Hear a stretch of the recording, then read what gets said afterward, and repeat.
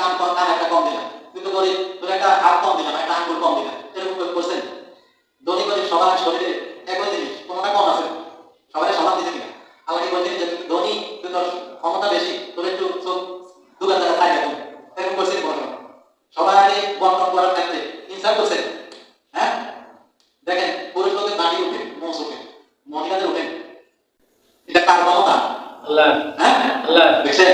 আবার এটা সম্মান মর্যাদা বোঝার আগ পর্যন্ত কিন্তু উঠে না।